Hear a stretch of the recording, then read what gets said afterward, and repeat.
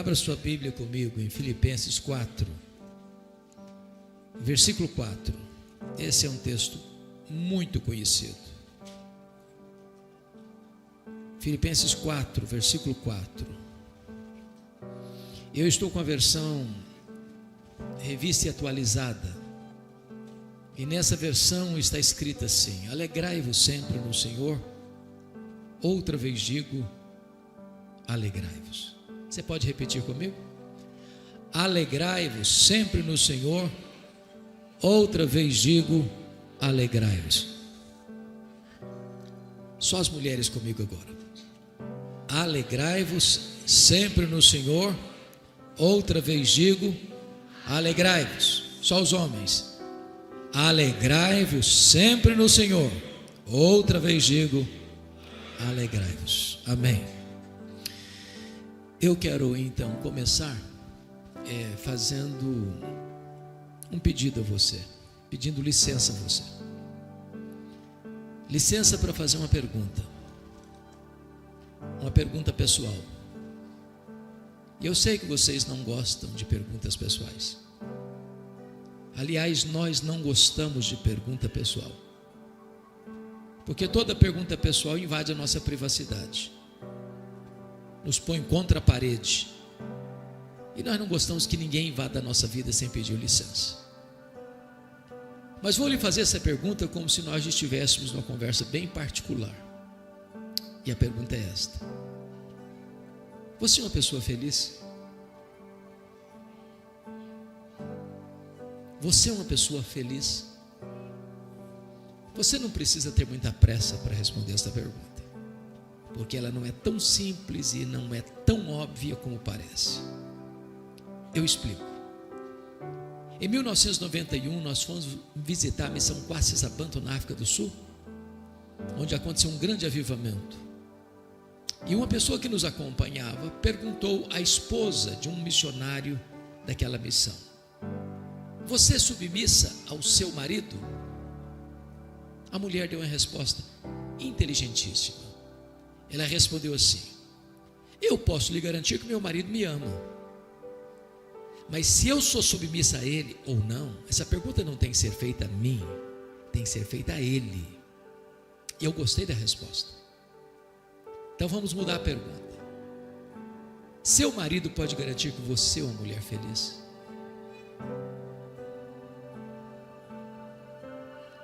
Sua mulher pode garantir que você é um homem feliz?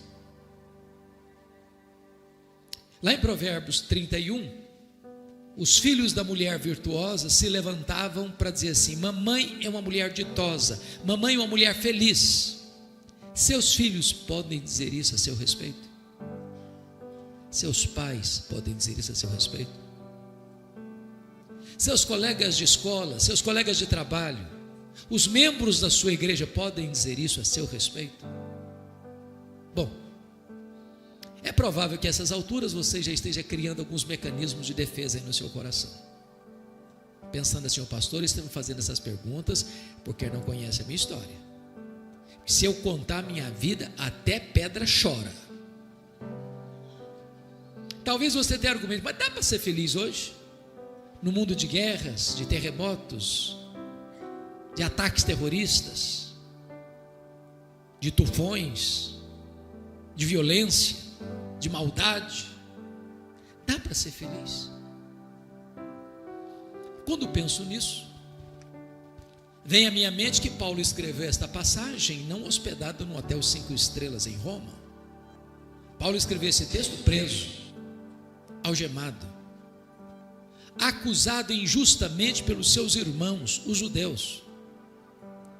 E é nessa conjuntura que ele diz: alegrai-vos sempre no Senhor. Outra vez digo, alegrai-vos. Ensinando-nos três coisas. Primeiro, a alegria para o cristão não é uma opção ou uma mera possibilidade, é um mandamento imperativo. Alegria aqui não é substantivo, é verbo, e verbo no imperativo. Você não tem o direito de ser uma pessoa triste, porque ser uma pessoa triste é um pecado. É um pecado de desobediência a uma ordem expressa de Deus. Isso porque o evangelho que alcançou a sua vida é boa nova de grande alegria. O reino de Deus que está dentro de você é alegria no Espírito Santo. O fruto do Espírito é alegria. A ordem de Deus é alegrai-vos, e a alegria do Senhor é a nossa força. Agora, me permita outra pergunta. Você tem problema na sua vida também? Ou sou eu que tenho na minha? De vez alguém fica doente, de vez em quando alguém fica doente na sua casa também, ou só na minha que fica? Às vezes a grana fica curta lá também, ou só na minha casa que fica? Quando Paulo diz alegrai-vos sempre, o que ele quer dizer?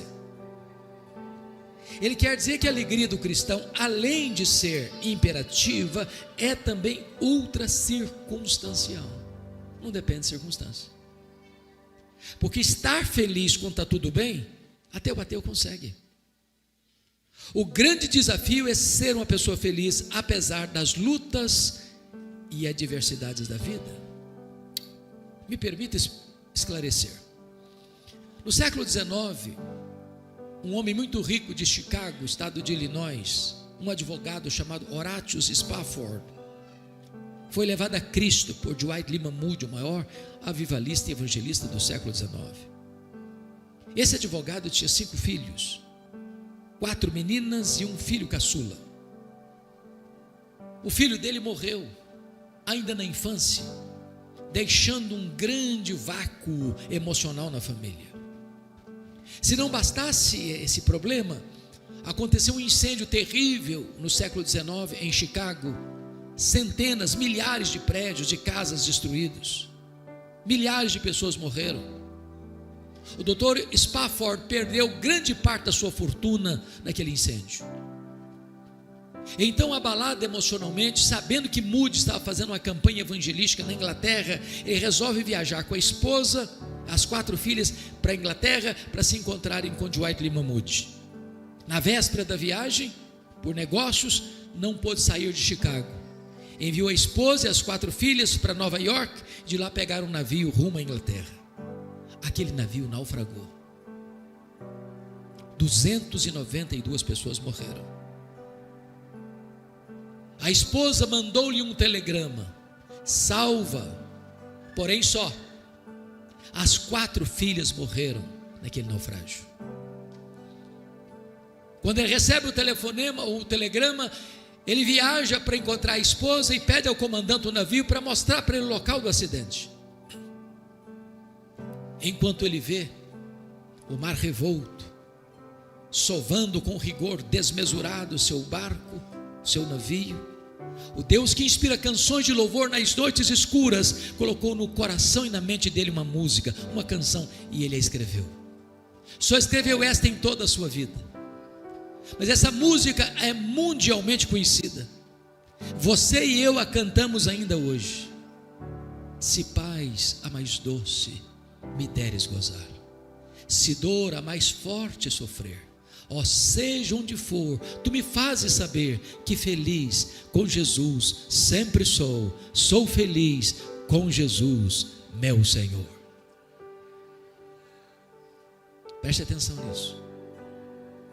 Eu não perguntei para você nesta noite se você está feliz. Eu perguntei nesta noite se você é uma pessoa feliz.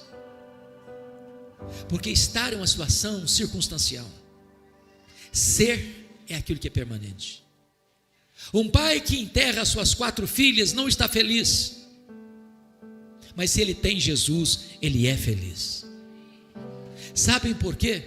Porque a felicidade do cristão não é uma emoção, não é um sentimento. A alegria do cristão não é apenas presença de coisas boas ou ausência de coisas ruins. A alegria do cristão é uma pessoa. A alegria do cristão é Jesus. Se você tem Jesus, você é uma pessoa feliz. Se você não tem Jesus, você pode até ter momentos felizes, mas a felicidade só em Jesus, só em Jesus, só em Jesus. A alegria do cristão, portanto, é imperativa, é ultra circunstancial e é cristocêntrica. Bom, Eu não preciso ser um grande entendedor da alma humana para perceber que nem todos os crentes salvos pela graça estão desfrutando dessa alegria. Tem muito crente que você olha para ele, parece que tem uma aura de tristeza no seu rosto. Tem muito crente que você olha para ele ou conversa com ele, você percebe que alguém está roubando a sua alegria. E a grande pergunta é: quais são os ladrões da alegria? Esta carta é a carta da alegria. E em cada capítulo desta carta, Paulo menciona um ladrão diferente de alegria. Quais são esses ladrões? Então, com a Bíblia aberta comigo em Filipenses, vamos identificar esses ladrões. O primeiro ladrão está no capítulo 1, versículo 12. Confirem comigo. Paulo diz assim: meus irmãos, eu quero cientificar-vos de que as coisas que me aconteceram têm antes contribuído para o progresso do Evangelho. Preste atenção aqui. As coisas que me aconteceram, ou as coisas que me têm acontecido, as coisas que nos acontecem são as circunstâncias da vida, e as circunstâncias da vida são o primeiro ladrão da alegria. Sabem por quê? Porque as coisas acontecem com você querendo você ou não, gostando você ou não, planejando você ou não. As coisas acontecem ao arrepio da sua vontade, à revelia do seu querer, e às vezes chegam de súbito e põem a sua vida de ponta cabeça. É um acidente grave, é uma doença súbita, é um divórcio doloroso, é um luto traumático,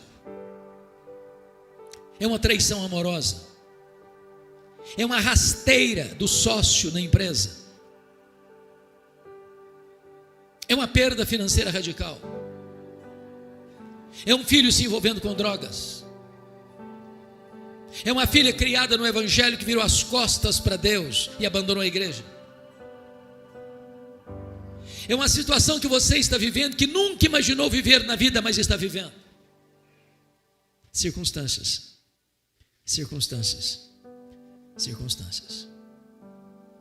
Você vai ao médico por um exame de rotina e descobre que está com a doença grave. Você sai de férias com a família e sofre um acidente trágico. Você cria uma filha com todo o zelo, leva ao altar para descobrir que ela se casou com um homem rude que vai arrebentar com a sua vida emocional. Se você não tomar cuidado, isso leva embora a sua alegria. Quando Paulo diz assim: meus irmãos, eu quero que vocês saibam que as coisas que me aconteceram têm antes contribuído para o progresso do Evangelho, eu preciso chegar para Paulo e perguntar: do que você está falando, Paulo? Que circunstâncias foram essas que aconteceram com você? E ele poderia resumir para nós assim: olha, eu fui perseguido em Damasco, eu fui rejeitado em Jerusalém, eu fui esquecido em Tarso, eu fui apedrejado em Listra, eu fui açoitado em Filipos, eu fui escorraçado em Tessalônica, eu fui enxotado de Bereia, eu fui chamado de tagarela em Atenas, eu fui chamado de impostor em Corinto, eu enfrentei feras em Éfeso, eu fui preso em Jerusalém, eu fui acusado em Cesareia, eu enfrentei um naufrágio para Roma, eu fui picado por uma cobra em Malta, eu cheguei em Roma preso e algemado. Mas eu quero que vocês saibam que as coisas que me aconteceram têm antes contribuído para o progresso do Evangelho. Esse homem não crê em acaso, esse homem não crê em sorte, esse homem não crê em azar, esse homem não crê em determinismo, esse homem não crê em misticismo, esse homem não crê em olho gordo, esse homem não crê em macumba para crente. Esse homem sabe que a mão de Deus dirige o seu destino. Porque ele estava preso em Roma. Ele diz em Filipenses 1 que 3 coisas aconteceram. Primeiro, as igrejas foram mais encorajadas a pregar quando viram Paulo preso, trabalhando mais do que eles, que estavam livres. Paulo, quando estava preso, só entendia uma coisa: só mudou o campo missionário. Ele era um embaixador em cadeias, ele era um prisioneiro de Cristo. Porque Paulo estava preso, em segundo lugar, diz ele que toda a guarda pretoriana tomou conhecimento das suas cadeias em Cristo. E a guarda pretoriana era a guarda de elite do imperador romano. Eram 16.000 soldados da mais alta patente do império. Se Paulo estivesse solto, certamente eu jamais teria alcançado a elite militar de Roma. Mas porque ele era prisioneiro de César, durante 2 anos, tinha que ter um soldado da guarda pretoriana algemado com ele em 3 turnos por dia. E o que Paulo fez? Evangelho neles. Os caras não podiam nem sair porque estavam algemados com ele. Depois de 2 anos, toda a guarda pretoriana estava evangelizada. E ele escreve no capítulo 4, 22: os santos vos saúdam, especialmente os da casa de César. Terceiro, porque Paulo estava preso, não podendo viajar, ele começou a escrever cartas, as cartas da primeira prisão: Efésios, Filipenses, Colossenses, Filemon. Se Paulo estivesse solto, provavelmente nós não teríamos essas joias na nossa Bíblia. Sabe o que significa isso? Quando você pensa que a sua vida está de ponta cabeça, quando você pensa que está dando tudo errado no seu planejamento, Deus pode estar escrevendo o capítulo mais importante da sua história. Então olhe para a vida sob a perspectiva da soberania de Deus, porque do contrário, as circunstâncias podem levar embora a sua alegria. Olhe para a vida na perspectiva da soberania de Deus, para que você possa dizer: sabemos que todas as coisas cooperam para o bem daqueles que amam a Deus. Vamos ao segundo ladrão da alegria, confira aí comigo, capítulo 2, 3 a 5. Nada façais por partidarismo ou vanglória, mas por humildade, considerando cada um outro superior a si mesmo. Não tem visto que é propriamente seu, senão também cada qual que é dos outros. Tende em vós o mesmo sentimento que houve também em Cristo Jesus. O segundo ladrão da alegria são as pessoas. E eu preciso admitir que nós sofremos mais por causa de gente do que por causa de coisas. Pessoas nos fazem sofrer mais do que circunstâncias. Sabem por quê? Porque as pessoas nos decepcionam, e nós decepcionamos as pessoas. Nós não viemos de uma família perfeita, nós não somos uma pessoa perfeita, nós não nos casamos com uma pessoa perfeita, nós não temos filhos perfeitos, nós não frequentamos uma igreja perfeita. Mas hoje ou mais amanhã, nós vamos ter motivos de queixas uns contra os outros. Por isso, é absolutamente vital o exercício do perdão para termos saúde emocional. Sem perdão não tem saúde emocional. Sem perdão não tem saúde espiritual, nem física. Isso é tão importante que Jesus disse o seguinte: se você não perdoar, você não pode orar. Aliás, Paulo diz que se você, marido, não tratar bem sua mulher, as suas orações são interrompidas. Se você não perdoar, você não pode trazer sua oferta ao altar. Se você não perdoar, você não pode ser perdoado. Se você não perdoar, você entrega aos verdugos da consciência, aos flageladores da alma. Se você não perdoar, você não tem paz. Agora Jesus afirmou mais, e nós podemos entender isso. Perdão é uma questão de bom senso. Sabe por que é uma questão de bom senso? Porque você guardar mágoa de alguém é a mesma coisa de você tomar um copo de veneno pensando que o outro é quem vai morrer. É autofagia. Se você guardar mágoa de alguém, esse alguém vai botar um cabresto em você, vai controlar a sua vida. Você vai chegar em casa cansado para tirar uma soneca, a pessoa se deita do seu lado e vira o seu pesadelo. Você vai chegar em casa com fome e vai assentar-se à mesa e a pessoa se assenta do seu lado e tira o seu apetite. Você vai sair de férias com a família e a pessoa vai pegar carona com você e estragar suas férias. A única maneira de você ter paz é perdoar. Agora, o perdão não é fácil não. Ninguém perdoa porque é bem criado, porque tem um temperamento ameno, ou porque frequenta ou é membro da Lagoinha de Americana. Perdão é obra da graça de Deus na sua vida.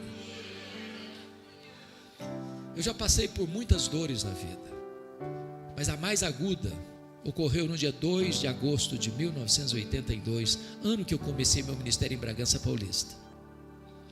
Eu recebo um telefonema de que meu irmão, eu sou irmão caçula, filho caçula, o meu irmão acima de mim tinha feito no dia 1º de agosto 27 anos. No dia 2 de agosto, um dia depois, ele foi brutalmente assassinado, com 11 golpes de faca, todos mortais, pelo primo primeiro da sua mulher, gente criada conosco. A dor foi tão intensa que quando eu recebi o telefonema, eu perdi a voz. Mas me lembro que quando Deus restaurou minhas forças, a primeira palavra que Deus botou na minha boca foi esta: eu perdoo o assassino. Eu não tinha outra opção. Ou perdoava ou adoecia. Ou perdoava ou minha vida transformar-se no inferno. Ou perdoava ou teria que abandonar o ministério. Mas eu posso garantir a vocês que o perdão é maior do que o ódio. O perdão é maior que a sede de vingança. O perdão cura, o perdão restaura, o perdão liberta. O perdão é a faxina da mente, é a asepsia da alma, é a alforria do coração. Eu só fui entender perdão, entretanto, quando eu compreendi uma parábola que Jesus contou, a parábola do credor incompassivo. Jesus conta a parábola que o rei acertava conta com seus súditos e encontra um que lhe devia 10.000 talentos. Não tendo com que pagar, o homem pediu clemência e o rei perdoa a ele a dívida de 10.000 talentos. Aquele homem perdoado encontra um conservo que lhe devia 100 denários, não tendo com que pagar, pediu clemência e disse: não tem paciência não, paga o que você me deve, senão eu boto você na cadeia. O rei ficou sabendo dessa história, chamou o camarada e disse: servo malvado, eu perdoei você 10.000 talentos, você não pode perdoar o seu conservo 100 denários, pois você vai ser entregue aos flageladores, até que pagues o último centavo. E Jesus termina a parábola assim: assim vosso Pai Celeste vos fará, se do íntimo não perdoardes uns aos outros. A parábola terminou e eu não entendi quase nada. Quase nada. Sabe o que eu não entendi quase nada? Eu não sei quanto vale 10.000 talentos. Também não sei quanto vale 100 denários. Não é a minha moeda. Ficou dito pelo não dito. Na verdade, Jesus não contou apenas uma parábola, Jesus contou uma hipérbole. Nenhum judeu podia dever no primeiro século 10.000 talentos. O que são 10.000 talentos? Um talento são 35 quilos de ouro. 10.000 talentos são 350.000 quilos de ouro. Para você ter uma ideia, no período áureo de Israel, no período de Salomão, todo o ouro que se recebia por ano eram 666 talentos. Todos os impostos da nação, Judeia, Samaria, Galileia, Pérea, durante um ano eram 800 talentos. 10.000 talentos eram todos os impostos da nação durante 13 anos. Naquela época o salário de um trabalhador era 1 denário por dia. Para um homem ganhando 1 denário por dia, juntar 10.000 talentos, ele teria que trabalhar 150.000 anos. Essa dívida é o quê? Impagável. E por que Jesus contou essa cifra tão grande? Porque este é o tamanho da sua dívida, da minha dívida, da nossa dívida com Deus. A nossa dívida com Deus é impagável, mas Deus nos perdoou completamente essa dívida. Agora, o homem perdoado de 10.000 talentos não consegue perdoar 100 denários. O que são 100 denários? 100 dias de serviço.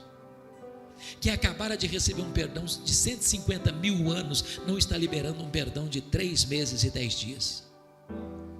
10.000 talentos são 600.000 vezes mais do que 100 denários. Sabe o que Jesus está querendo nos ensinar com isso? Você nunca pode dizer para alguém: eu não perdoo você. Fui muito humilhado, muito ferido, muito machucado, muito injustiçado. A Bíblia diz que você e eu devemos perdoar, assim como Deus em Cristo nos perdoou. E a Bíblia vai além e diz que Deus perdoa os nossos pecados e deles não mais se lembra. Talvez você diga: pois é, pastor, é aí que eu me encrenco, porque perdoar até que eu perdoo, mas eu não esqueço não. Esqueço não.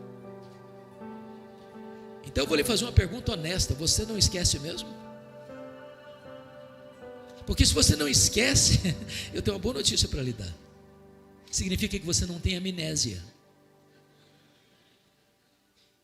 Porque quando a Bíblia diz que Deus perdoa e esquece, a Bíblia não está dizendo que Deus tem amnésia. Deus não tem perda de memória. Deus é onisciente. Então o que a Bíblia quer dizer que Deus perdoa e esquece? A Bíblia quer dizer que Deus nunca mais joga no seu rosto um pecado que Ele perdoou você. Deus nunca mais cobra uma dívida que Ele já perdoou você. Então perdoar é lembrar sem sentir dor. A igreja de Filipos, pastor Joel, De todas as igrejas que Paulo plantou, foi a igreja que mais se envolveu com o ministério de Paulo. Ajudou Paulo quando ele estava plantando a igreja de Tessalônica. Pagou parte do salário de Paulo quando Paulo era pastor da igreja de Corinto. Ajudou Paulo quando ele estava preso em Roma. Portas para fora, aquela igreja era uma bênção. Portas para dentro, um problema. Capítulo 4, verso 2, Paulo diz assim: rogo a Evódia, roga a Síntique, duas líderes da igreja, pensem concordemente no Senhor. Já pensou duas mulheres líderes na igreja batendo cabeça, brigado uma com a outra? Me permita brincar um pouco. Dizem que quando as mulheres da igreja começam a brigar, é porque a coisa está feia mesmo. Tinha gente na igreja de Filipos, gente, que trabalhava desde que ele aparecesse. Vanglória. Tinha gente que estava pronto a trabalhar na igreja desde que o grupinho dele aparecesse. Partidarismo. Tinha gente narcisista na igreja, só pensava nele mesmo e não no que era dos outros. Eu acho que tinha gente sempre para Paulo assim: ô Paulo, você que não está aqui agora, ô Paulo, tem alguns crentes nessa igreja aqui que dão azia em copo de bicarbonato. Não dá não, Paulo. Aí Paulo diz assim: então, meus irmãos, tende em vós o mesmo sentimento que houve também em Cristo Jesus, porque ele, sendo Deus, não julgou como usurpação o ser igual a Deus, antes a si mesmo se esvaziou, assumindo a forma de servo e humilhando-se até a morte e cruz. E quando ele estava lá na cruz, as pessoas que esbordoaram a cabeça dele, que cuspiram no rosto dele, Jesus olha para eles e diz: Pai, perdoa-lhes, porque não sabem o que fazem. Eu quero encorajar você nesta noite, em nome de Jesus, a tomar uma decisão de perdoar, de fazer uma visita, de mandar uma carta, mandar um e-mail, mas espremer o pus dessa ferida e não guardar mágoas, porque se você guardar mágoa, as pessoas vão roubar a sua alegria.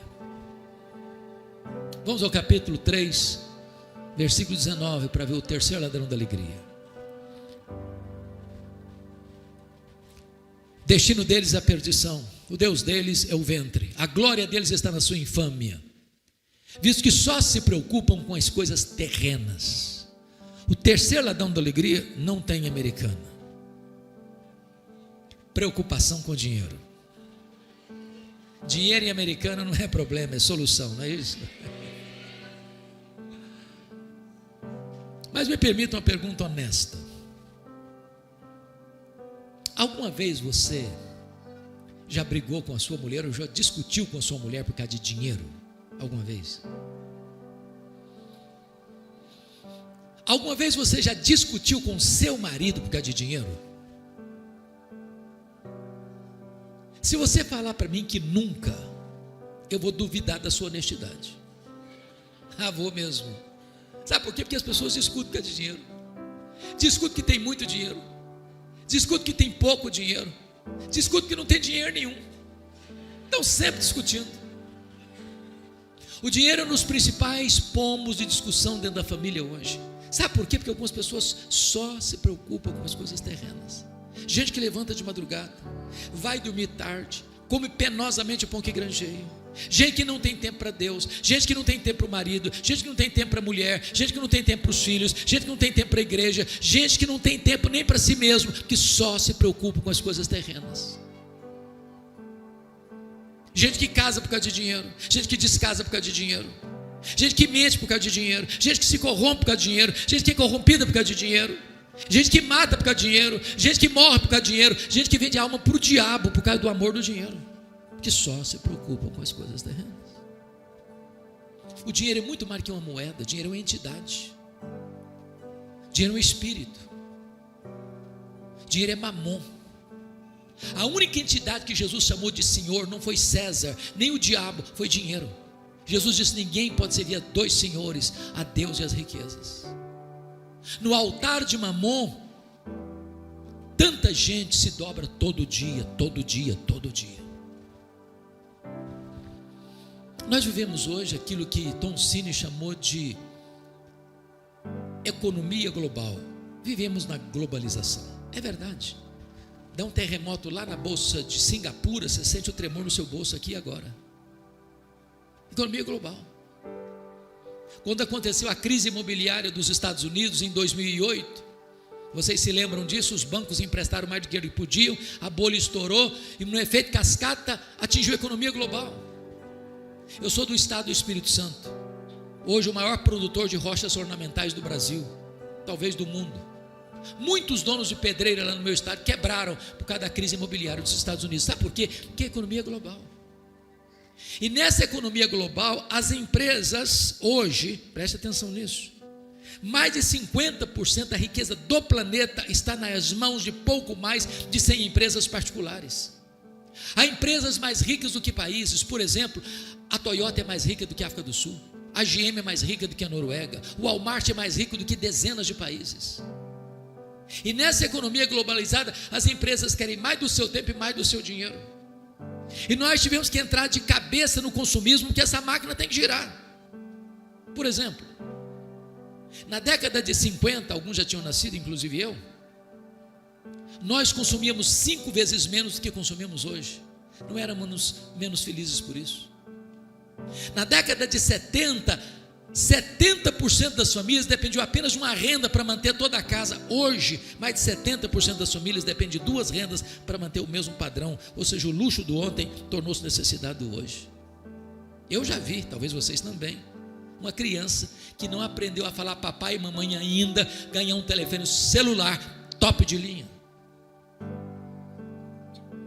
Eu não sirvo de referência porque fui criado na roça, pé no chão, mas que eu me lembre, eu só tive um brinquedo comprado em loja na vida, um carrinho de plástico de 5ª categoria.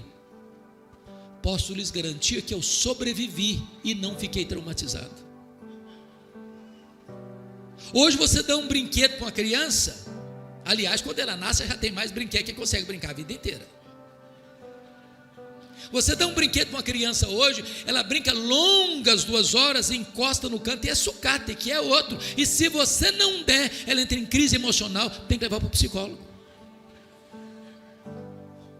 Eu tenho um amigo que tem 3 mulheres. Obviamente a esposa e 2 filhas, não pensem mal do meu amigo, por favor. Num dia de casamento, elas disseram assim para ele: temos que comprar sapatos novos. Mas é claro, dia de casamento tem que comprar tudo novo, ninguém duvida disso. Mas antes de ir para a loja, ele disse para elas assim: vamos dar uma olhadinha no que nós já temos. Abriu um closet, contou 151 pares de sapatos. Tinha que comprar mais. Nós chamamos isso de consumismo. Então eu vou lhe dar uma definição de consumismo. Consumismo é quando você compra o que você não precisa, às vezes com dinheiro que você não tem, para impressionar pessoas que você não conhece. Porque algumas pessoas só se preocupam com as coisas terrenas. O primeiro bilionário do mundo, Rockefeller, John Rockefeller, diz que o homem mais pobre que ele conhecia era o homem que só tinha dinheiro. E disse mais: o homem mais feliz que eu conheci era um homem que chegava em casa cheirando graxa, comia um bom prato de arroz com feijão e dormiu uma noite toda bem dormida. Quando esse homem morreu, John Rockefeller, um curioso foi ao cemitério para perguntar ao contador dele quanto que ele tinha deixado de fortuna, com a riqueza dele. E aí chega no cemitério e diz assim: ô camarada, me conta aí, quanto é que o doutor John Rockefeller deixou? O contador, muito espantado, disse: você não sabe? Não, me conta. Camarada, ele deixou tudo, ele não levou nem um centavo. Não tem mudança, caminhão de mudança em enterro, não tem gaveta em caixão, nem bolsa em mortalha. Você não trouxe nada para esse mundo, você não vai levar nada desse mundo. E a Bíblia diz: se seus bens prosperam, não ponha neles o seu coração, porque a vida de um homem não consiste na abundância de bens que ele possui. O dinheiro é uma bênção, mas o amor do dinheiro é a raiz de todos os males. A Bíblia diz que quem ama o dinheiro nunca vai se satisfazer dele. Sabe por quê? O dinheiro não vai dar para você a felicidade que você procura, o dinheiro não vai dar para você a segurança que você procura. Por isso a Bíblia diz assim: a piedade com contentamento é grande fonte de lucro. Então ajunte para você tesouros lá em cima, onde nem a traça, nem a ferrugem, nem os ladrões podem tomar de você. Porque se você botar o seu coração no dinheiro, você vai se frustrar, porque felicidade não está no dinheiro. Felicidade é só em Jesus, é só em Jesus, é só em Jesus. Só Jesus pode fazer você verdadeiramente feliz. Vamos ao quarto ladrão da alegria. Confira comigo, capítulo 4, versos 6 e 7. Paulo diz assim: não andeis ansiosos de coisa alguma, em tudo porém sejam conhecidas diante de Deus as vossas petições pela oração e pela súplica, com ações de graças, e a paz de Deus, que excede todo entendimento, guardará o vosso coração e a vossa mente em Cristo Jesus. O quarto ladrão da alegria é a ansiedade. Me permita uma pergunta: você conhece alguma pessoa ansiosa? Conhece? Você já viu alguma pessoa ansiosa hoje? É óbvio, você se olhou no espelho antes de vir para cá. Você é daquele tipo de gente que fica roendo as unhas? Que é tipo de gente que o problema está lá na China, você pensa que já está batendo na porta da sua casa? Aquele tipo de gente que vai fazer uma prova, um concurso, dá um apagão na cabeça? Ou aquele tipo de gente que quando não tem problema, você cria um que não sabe viver sem problema? A ansiedade, irmão, segundo o Dr. Rollo May, é o mal da nossa geração. Pasmem vocês, até as crianças estão ansiosas hoje. Também pudera, viu? Hollywood fez uma pesquisa e descobriu que as crianças estão ansiosas porque elas gostam de filmes, de brinquedos e de jogos de ação. Se um dia você tiver coragem de assistir toda a programação infantil da televisão brasileira, eu te garanto que você não dorme de noite com a luz apagada. Coisa tá feia. Eu gosto de brincar com as crianças. Um dia eu cheguei na igreja, lá em Vitória, tinha uma criança brincando assim, lá no canto. Eu me aproximei dela e disse: filha, que vidona, hein? Ela voltou-se brava para mim, disse: o senhor é que pensa. A bichinha estava estressada. Ansiedade. A palavra ansiedade no grego significa estrangulamento. Tira o oxigênio, apertar o pescoço. E Jesus foi claro: a ansiedade é inútil, porque por mais ansioso que você esteja, você não consegue acrescentar um côvado, 45 centímetros no curso da sua vida. Sabe por que é inútil? Porque 70% dos assuntos que deixam você ansioso ou ansiosa nunca vão acontecer. Nunca vão acontecer. Aí você sofre antecipadamente, você sofre desnecessariamente, e se o problema de fato acontecer, você vai sofrer duas vezes, sem forças para enfrentá-lo.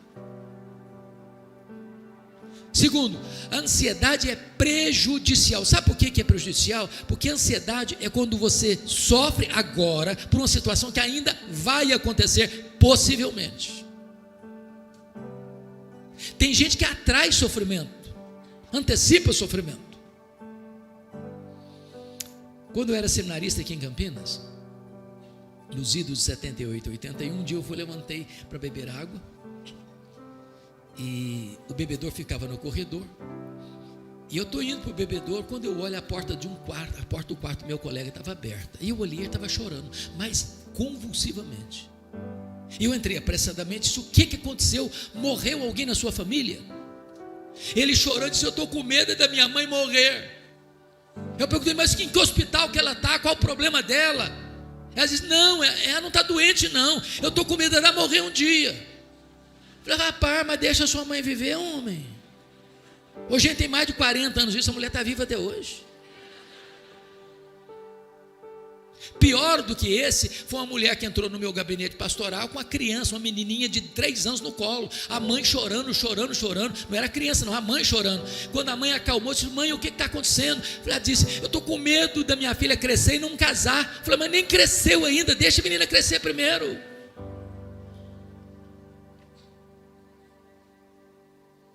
Ansiedade é incredulidade, disse Jesus. Os gentios que não conhecem a Deus é que se preocupam com todas essas coisas. Mas vós deveis buscar em primeiro lugar o reino de Deus e a sua justiça, e as demais coisas vos serão acrescentadas. Agora, você quer um remédio para a ansiedade? eficaz não tem na farmácia, não é injetável, nem comprimidos, e também não é passar um final de semana no spa, também não é fazer uma viagem para os lugares mais bonitos da terra.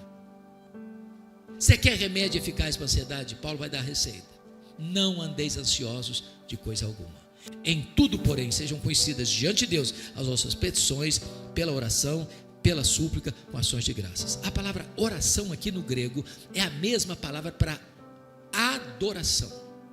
Então Paulo está dando 3 remédios aqui para a ansiedade. Primeiro, você adora a Deus. Segundo, você suplica a Deus. Terceiro, você dá graças a Deus. Agora, sabia qual é a diferença entre adorar a Deus e dar graças a Deus? Você adora a Deus por quem Deus é, e você dá graças a Deus pelo que Deus faz. Então eu vou fazer uma oração de adoração, como Paulo mandou fazer para curar minha ansiedade. Eu chego para Deus e diz: meu Deus, eu quero te adorar porque tu és o Deus da minha vida.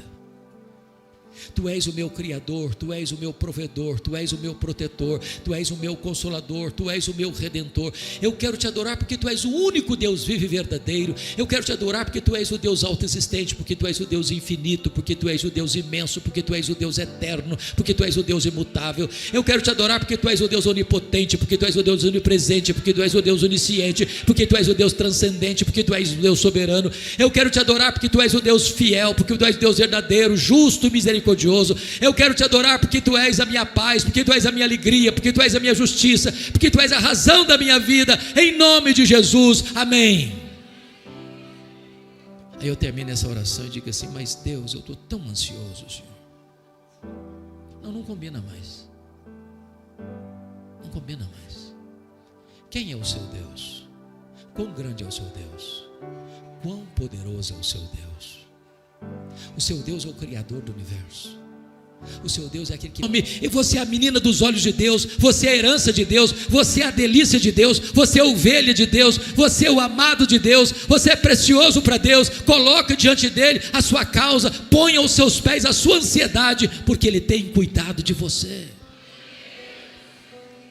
Mas finalmente Paulo diz: você quer resolver a ansiedade? Comece a dar graças, ações de graças. Talvez você diga: pastor, eu estou passando uma luta tão grande, como é que eu vou agradecer? Agradecer como? Então me responda uma coisa: quanto vale o fato de você estar aqui nessa noite? Quanto vale o fato do seu cérebro estar funcionando e você não estar vegetando? Quanto vale você ter 2 pernas para se movimentar? Quanto vale você ter braços para trabalhar e abraçar?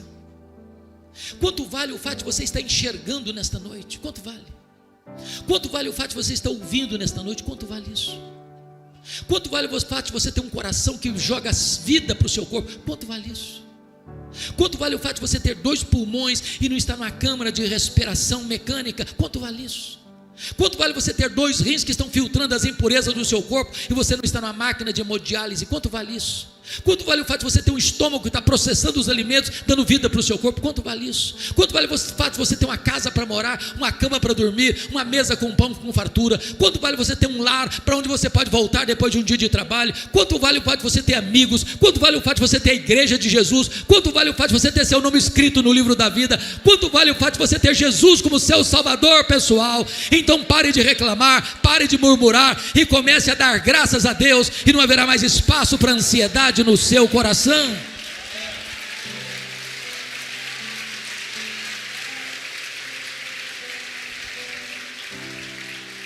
O apóstolo Paulo vai dizer que quando você faz isso, em vez de ansiedade, vem a paz de Deus que excede todo entendimento, para guardar sua mente e seu coração em Cristo Jesus. E a palavra guardará aqui é montar guarda, montar sentinela.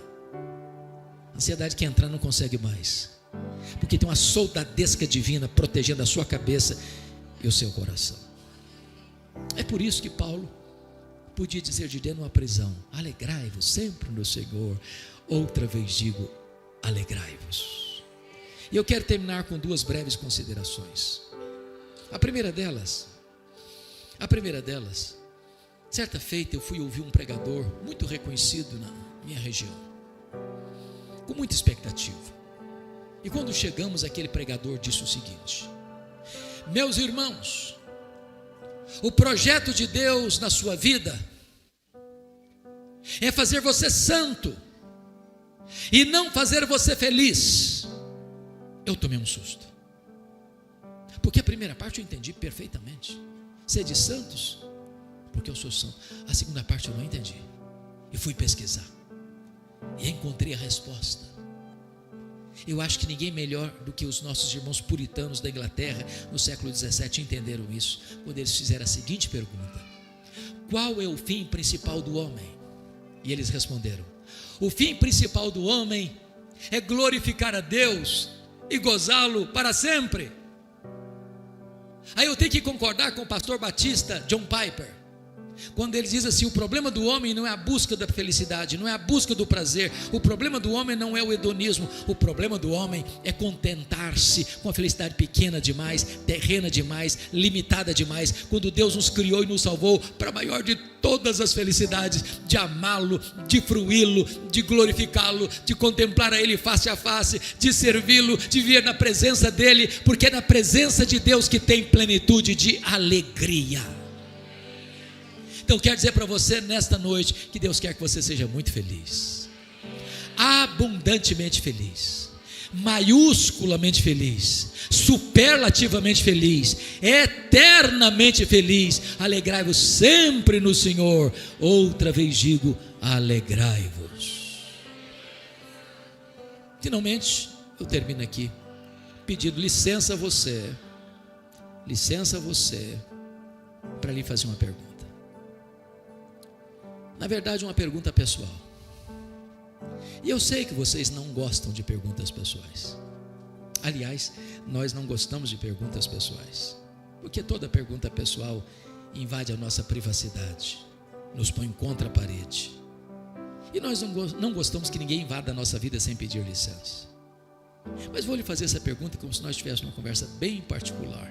E a pergunta é esta: você é uma pessoa feliz? Que Deus nos ajude a dar a resposta nesta noite. Amém. A verdadeira felicidade não é algo que o mundo pode oferecer de maneira duradoura. Muitas vezes buscamos satisfação em bens materiais, status, conquistas pessoais, ou até mesmo nas pessoas à nossa volta. Mas quantas vezes essas coisas nos deixam vazios, como se estivéssemos sempre correndo atrás de algo que nunca conseguimos alcançar plenamente. A palavra nos lembra que há uma alegria muito mais profunda e eterna disponível para aqueles que colocam a sua confiança no Senhor. Em Salmos 16:11 está escrito: Tu me farás conhecer a vereda da vida, a alegria plena da tua presença, eterno prazer à tua direita. Essa passagem nos ensina que a verdadeira felicidade é encontrada na presença de Deus, pois é Ele quem guia nossos passos e nos oferece uma alegria que não depende das circunstâncias. Mas como podemos experimentar essa felicidade? O segredo está em nossa comunhão com Deus e em viver de acordo com seus propósitos. A felicidade que vem do Senhor não é frágil ou passageira. Ela é um estado de paz interior que supera qualquer desafio que enfrentamos. Jesus disse em João, no capítulo 15, verso 11: Tenho-lhes dito estas palavras para que a minha alegria esteja em vocês e a alegria de vocês seja completa. Essa promessa nos ensina a permanecer conectados a Ele, a sermos guiados por Sua palavra e a encontrarmos satisfação não no que temos, mas em quem Ele é. Agora pense por um momento. Você tem buscado essa alegria no lugar certo? Tem se dedicado a conhecer mais de Deus ou tem se distraído com aquilo que é passageiro? Permita-se refletir sobre isso. A felicidade genuína não é aquilo que encontramos no mundo, mas sim um relacionamento vivo e real com Deus. Se você sente que tem procurado essa verdadeira felicidade nos lugares errados, hoje é o dia de você mudar, reconsiderar a sua rota. Busque ao Senhor, peça para que Ele seja sua fonte de alegria e você verá como sua vida será transformada. Eu espero que você possa reconhecer prontamente e experimentar essa felicidade que vem do alto. Que Deus abençoe muito a sua vida. Espero também que essa mensagem tenha sido edificante para você. Deixe aí nos comentários como que Deus falou no seu coração. Se você também não é inscrito, aproveite para inscrever-se e ativar as notificações. Isso, além de ajudar o canal, faz com que você não perca nenhum dos vídeos que são postados aqui. E também deixe o seu like, compartilhe esse vídeo com mais pessoas, que essa mensagem possa chegar a muita gente que precisa ouvi-la. Que Deus te abençoe muito. Até breve.